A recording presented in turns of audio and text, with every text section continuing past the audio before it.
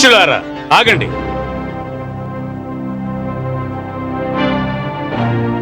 మీరంతా ఎక్కడికి వెళుతున్నారు? మేము వెళ్ళిపోతున్నాం గురుదేవా. అది మాకు కనిపిస్తూనే ఉన్నది, కానీ ఎక్కడికి వెళుతున్నారు అని. మా మిత్రుని వద్దకు. మిత్రుని వద్దకా? అవును, మేము రాజకుమారుడు ప్రహ్లాదుని వెతకడానికి వెళుతున్నాం. వానితోనే ఉంటాం. మూర్ఖులారా, సర్వనాశనం అయిపోతాం మీరు మేము కూడా. ఒకవేళ హిరణ్యకశిపుల వారికి వార్త తెలిసిందంటే మీరు నాశనం అవటమే కాకుండా మేము కూడా నాశనం అయిపోతాం. ప్రహ్లాదుడు భగవానుని హిరణ్యకశిపుని ఈశ్వరునిగా భావించకుండా అపరాధం చేశాడు. అందుకే వానికి దండం లభించింది. మీకును శిక్ష పడగలదు. అదే అపరాధాన్ని మేము చేస్తున్నాం గురుదేవా. మేము కూడా శ్రీ విష్ణుని ఈశ్వరుడిగా భావిస్తున్నాం. ఓం నమో భగవతే నారాయణాయ. ఓం నమో భగవతే నారాయణాయ. ఓరి మూర్ఖులారా, ఆగండి! సర్వనాశనం అయిపోతారు మీరు. భగవంతుడా, నువ్వే మమ్మల్ని కాపాడాలి. సోదరా, అయిపోయినది, మన కథ సమాప్తమైనది. తమరు వచించిన పలుకులోని ప్రతి అక్షరము సత్యమే స్వామి. ప్రహ్లాద కుమారుడు ఒంటరి కాడు. అసుర గురుకులంలోని సమస్త విద్యార్థులు వాని సిద్ధాంతాల బాటలోనే నడుస్తున్నారు. మహాదేవి, బాల్యావస్థలో వారి మనసు ఎంతో కోమలంగా ఉంటుంది, సుందర కుసుమం వలె. ఈ అవస్థలో ఎటువంటి విషయాలు వారి మనసులో ప్రవేశపెట్టినా బహు సులభంగా గ్రహించగలుగుతారు. ఉన్నత విషయాలు, ఉన్నత ఆదర్శాలు, జీవనం యొక్క ఉన్నత లక్ష్యాలను మనసులో ప్రవేశపెట్టడానికి బాల్యావస్థే ఉత్తమ సమయం దేవి. అవును స్వామి, నేను చూశాను. పుత్రుడు ప్రహ్లాదుడు అసుర బాలకుల మనసులలో సుందర విషయాల బీజాలను నాటాడు. వారితో తాను స్నేహంగా కలిసిపోయాడు. కాని దయాసింధు, పుత్రుడు ప్రహ్లాదునికి ఆకలి ఎలా తీర్చుకోవాలో తెలియదు. నాకు వాని అవస్థ చూస్తే బాధ కలుగుతున్నది. వాని పోషణాభారముని ఎవరు వహిస్తారు? హిరణ్యకశిపుడేమో వాని జీవన ద్వారాలన్నింటినీ మూసివేశాడు. ప్రకృతి తన ద్వారాలను మూసివేయలేదు కదా మహాదేవి. హిరణ్యకశిపుడు ప్రహ్లాదునికి ఎన్ని ద్వారాలు మూసివేశాడో ఆ ద్వారాలన్నింటినీ ప్రకృతి స్వయంగా అతని కోసం తెరిచే ఉంచింది.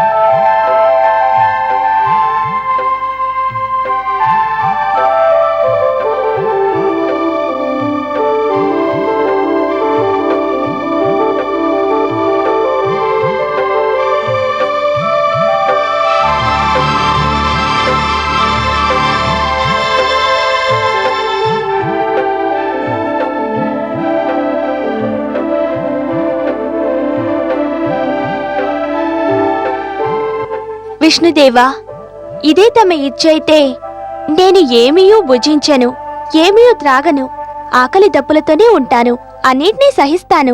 మీ అభిష్టాన్ని నేను శిరసా వహిస్తాను. ఆకలి దప్పులతో ఉన్నప్పటికీ తమ నామము జపిస్తూనే ఉంటాను. ఆ మంత్రాన్ని నేను పారాయణము చేస్తుంటాను. ఓం నమో నారాయణాయ.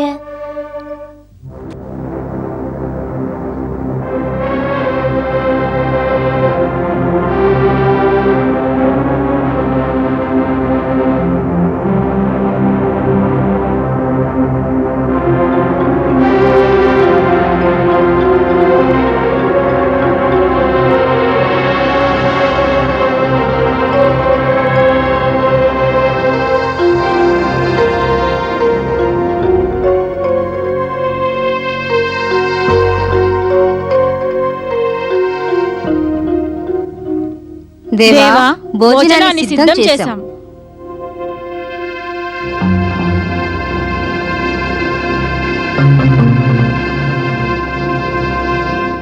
రామహారాణి, లేదు మహారాజా, తమరు భోజనం చేయండి. నాకు హితవుగా లేదు. ఎందుకని? నాకు ప్రహ్లాదుడు గుర్తుకు వస్తూ నా చిట్టి తండ్రి ఆకలితో అలమటించిపోతూ ఒక్కొక్క నీటి చుక్క కోసం తప్పించిపోతున్న దృశ్యం తలుచుకుంటే నాకు ఈ భోజనం విషతుల్యం. షడ్రుచులతో నిండిన ఈ రాజభోజనం నాకు హాలాహలప్రాయంగా గోచరిస్తున్నది. నాకు ఆకలి దాహం కలుగుతున్నాయంటే వాడు వెళ్ళిపోయాడన్న ఆనందంతోనా? వాడు చేజేతుల తన జీవితాన్ని నరకం చేసుకున్నాడు. వాడలా తన పంతాన్ని వేడుకుంటే వాడు ఎన్నటికీ ఆ నరకం నుంచి బయటపడలేడు. ఎన్నటికీ. ఎందుకు వానిపై మీరింత నిర్దయులైపోయారు? లేదు మహారాణి, నేను నిర్దయుణ్ణి కాను, నిర్దయుణ్ణి కానే కాను. వాడి క్షణమే తన పంతాన్ని వీడి నన్ను ఈశ్వరునిగా భావించి నా చరణాల వద్ద తన శిరస్సును ఉంచితే నేను నా చేతులతో వానిని ఆప్యాయంగా ఆలింగనము చేసుకుంటాను. నా హస్తాలతో నా స్వర్ణ కిరీటాన్ని అలంకరించి నా హస్తాలతో ప్రేమగా ఆర్తిగా నా ఒళ్ళో చేర్చుకుంటాను. అవును మహారాణి, ఇది భగవానుడైన హిరణ్యకశిపుని వాగ్దానం. పద, భోజనానికి వెళదాం.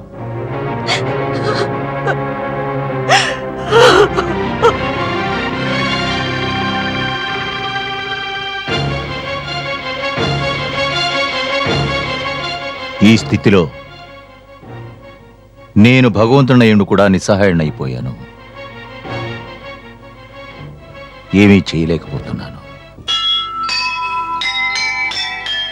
పగతో రగిలిన హృదయము పాషాణముగా మారెను. హరిని కొలిచే తనయుని చూసి వైరిగా తలచెను అసురపతి. తన పతనానికి తెరచెను ద్వారము దానవ వీరుని అహంకారము. పతిసుత బంధము కాదనలేక పరితపించెను లీలావతి. పరితపించెను లీలావతి.